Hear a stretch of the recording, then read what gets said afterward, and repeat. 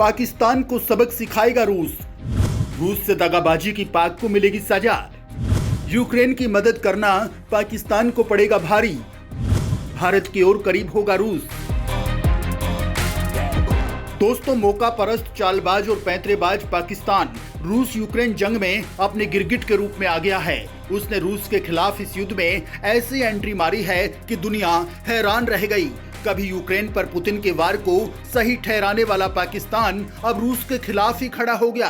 इतना ही नहीं, वो पुतिन की सेना से लड़ने के लिए यूक्रेन को अपने यहां से खतरनाक तोप के गोले भी भेज रहा है। साथ ही ब्रिटेन समेत दूसरे देशों से युद्ध सामग्री और हथियार यूक्रेन भिजवाने के लिए अपना हवाई अड्डा और एयर स्पेस देकर रूस को जंग में हराने की साजिश में किरदारी भी निभा रहा है। ये हाल तब है जब पाकिस्तान ने बाढ़ से निपटने के लिए रूस से आर्थिक मदद मांगी थी। यानी एक तरफ तो पाकिस्तान रूस से मदद की भीख मांग रहा है, वहीं दूसरी तरफ वो उसी की पीठ में छुरा भी घोंप रहा है। पाकिस्तान का ऐसा चेहरा सामने आने के बाद रूस पूरी तरह से बौखला गया है। उसने पाकिस्तान को पूरी तरह से बर्बाद करने की कसम खा ली है। पाकिस्तान का इस तरह से रंग बदलना उस पर भारी पड़ने वाला है। लेकिन दोस्तों, यहाँ ये सवाल भी खड़े हो रहे हैं कि जिस तरह से पाकिस्तान ने अपना पाला बदला है, उसका क्या असर पड़ने वाला है।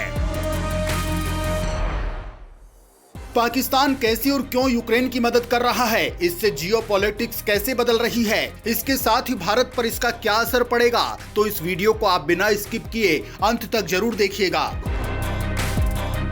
रूसी राष्ट्रपति व्लादिमीर पुतिन और पाकिस्तान के तत्कालीन पीएम इमरान खान की ये तस्वीर 24 फरवरी 2022 की है। इमरान खान तब रूस के दौरे पर थे।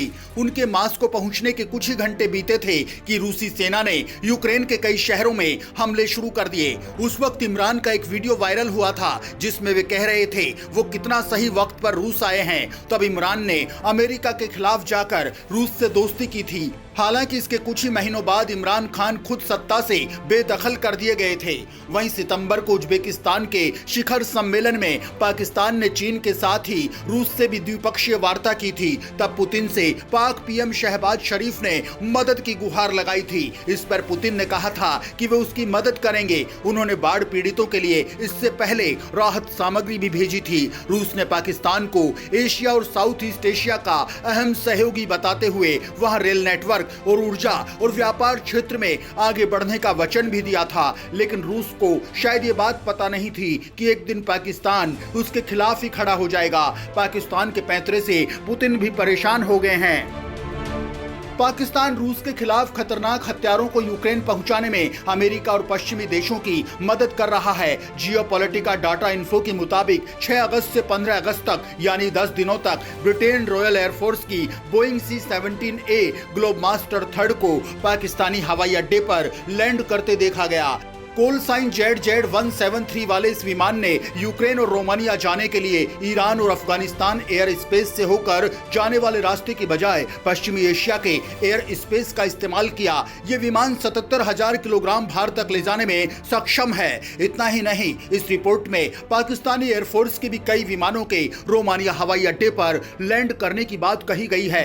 हालांकि अब तक ये साफ नहीं हो पाया है कि इन विमानों में कौन कौन से हथियार भेजे जा रहे हैं। वही कुछ एक्सपर्ट्स का जरूर मानना है कि इन विमानों के जरिए पाकिस्तानी ऑर्डिनेंस फैक्ट्री में बने 122 mm के HE आर्टिलरी गोले और 155 mm के आर्टिलरी गोले यूक्रेन को भेजे जा रहे हैं। यहां आपको बता दें कि 155 mm आर्टिलरी गोले का इस्तेमाल होवित्जर तोपों में किया जाता है। RDX से भरे ये गोले करीब 23 किलोमीटर दूरी पर अपने टारगेट को बर्बाद करने में सक्षम होते हैं।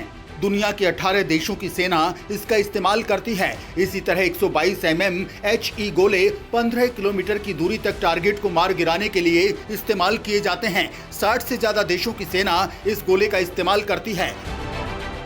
पाकिस्तान के इस तरह रंग बदलने के साथ ही यूक्रेन रूस युद्ध का समीकरण भी बदल गया है। इस समीकरण का क्या असर होगा ये जानेंगे, लेकिन उससे पहले ये जान लेते हैं कि यूक्रेन को लेकर पाकिस्तान ने पॉलिसी क्यों बदली है। यूक्रेन जंग शुरू होने के बाद पाकिस्तान कूटनीतिक रूप से रूस और चीन के करीब था। इसके बाद अप्रैल 2022 में इमरान खान की सरकार गिर गई थी और शहबाज शरीफ प्रधानमंत्री बने थे। इसके बाद 11 अगस्त को पाकिस्तान के सेना प्रमुख कमर जावेद बाजवा ब्रिटेन पहुंचे। रिपोर्ट के मुताबिक इस दौरान वे न सिर्फ ब्रिटेन के बड़े अधिकारियों से मिले बल्कि यूक्रेन के सीनियर अधिकारियों से भी उनकी मुलाकात हुई थी और उन्होंने पाकिस्तान को यूक्रेन की मदद करने के लिए कहा। दरअसल अमेरिका के अलावा ब्रिटेन भी बढ़ चढ़कर यूक्रेन को हथियारों, रुपयों, पैसों की मदद कर रहा है। वहीं अब ब्रिटेन ने जेलेंस्की की मदद के लिए पाकिस्तान को अपने साथ मिला लिया। पाकिस्तान अपनी कंगाली को दूर करने के लिए यूके से कुछ डॉलर और पाउंड हासिल करने के लिए बड़े पैमाने पर तोप के गोले बना रहा है। पाकिस्तान कई महीनों से चोरी छिपे ब्रिटिश मालवाहक विमानों की मदद से यूक्रेन को मेड इन पाकिस्तान गोला बारूद और हथियार भेज रहा है। दोस्तों, इस दौरे के कुछ दिन बाद यूक्रेन के विदेश मंत्री दिमित्रो कुलेबा ने पाकिस्तान की तारीफ करते हुए कहा कि जंग के बुरे वक्त में यूक्रेन को पाकिस्तान का साथ मिला है। पाकिस्तान के साथ रिश्तों में काफी संभावनाएं हैं और इन्हें तलाशा जाना चाहिए। अतीत में पाकिस्तान के साथ यूक्रेन के संबंधों ने भारत के साथ उसके संबंधों पर प्रभाव डाला है। यूक्रेन पाकिस्तान के लिए हथियारों का एक प्रमुख स्रोत रहा है। पाकिस्तान ऑर्डिनेंस फैक्ट्री ने एक बार कहा था कि उसने यूक्रेनी सेना द्वारा इस्तेमाल किए जाने वाले मानक मुद्दे के हथियारों के लिए छोटे हथियार गोला बारूद बनाए हैं।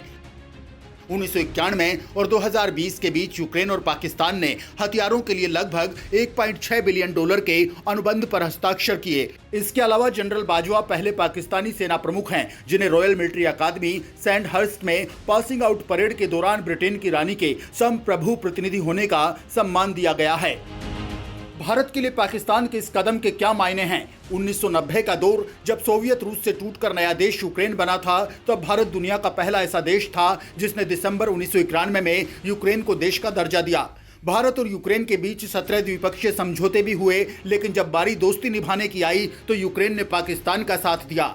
साल 1998 में तत्कालीन पीएम अटल बिहारी वाजपेयी के नेतृत्व में भारत ने परमाणु परीक्षण किया। उस वक्त यूक्रेन ने 25 देशों के साथ मिलकर भारत का विरोध किया था।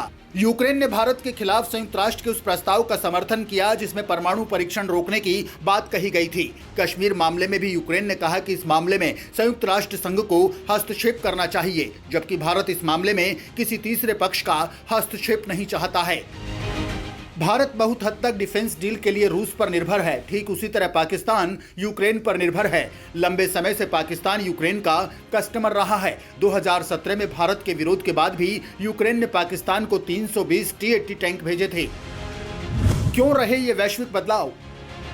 20 सितंबर से शुरू हुई UNGA यानी संयुक्त राष्ट्र की बैठक में भारत, चीन और रूस के राष्ट्रपति ने शिरकत नहीं की, जबकि अमेरिका इस कार्यक्रम में प्रधानमंत्री नरेंद्र मोदी की मौजूदगी चाहता था। UNGA बैठक में अनौपचारिक तौर पर पाकिस्तान के पीएम शहबाज शरीफ से अमेरिकी राष्ट्रपति जो बाइडेन की मुलाकात हुई। ब्रिटेन दौरा सफल रहने के बाद अब पाकिस्तान के सेना प्रमुख कमर जावेद बाजवा जल्द ही अमेरिका का दौरा करने वाले हैं। वहीं भारत ने ब्रिटेन के साथ पिछले महीने ब्रिटिश विमानों के माध्यम से पाकिस्तान द्वारा यूक्रेन को हथियार हस्तांतरण का मुद्दा उठाया था। इस पर भारत में रूस के राजदूत डेनिस अलीपोव ने कहा, पाकिस्तान हथियार यूक्रेन भेज रहा है, हम इसकी जांच कर रहे हैं। ये बात सही साबित होती है तो पाकिस्तान को इसका परिणाम भुगतना होगा। इसे चेतावनी के तौर पर देखा जा रहा है। पाकिस्तान के साथ रूस क्या करने वाला है ये तो आने वाला वक्त ही बताएगा, लेकिन इन सबके बीच चीन की नींद खराब हो रही है। दरअसल चीन इस जंग में रूस के साथ रहा है और अपने 20,000 करोड़ रुपए से ज्यादा कर्ज तले दबे पाकिस्तान से भी वो यही उम्मीद करता है। ताइवान को लेकर अमेरिका और चीन आमने सामने हैं। ऐसे में वो चाहता है कि पाकिस्तान अमेरिका और पश्चिमी देशों से दूर रहे। पाकिस्तान के इस तरह के रंग दिखने के बाद रूस के साथ उसके रिश्ते बिगड़ना तय है। साथ ही भारत के साथ दोस्ती और गहरी हो जाएगी, क्योंकि पाकिस्तान की इस हरकत के बारे में भारत ने पहले ही रूस को आगाह किया था। इसके अलावा रूस जो पहले से पश्चिमी देशों से चिढ़ा बैठा था, इस लाइन में पाकिस्तान के खड़े होने से रूस के गुस्से का शिकार होगा।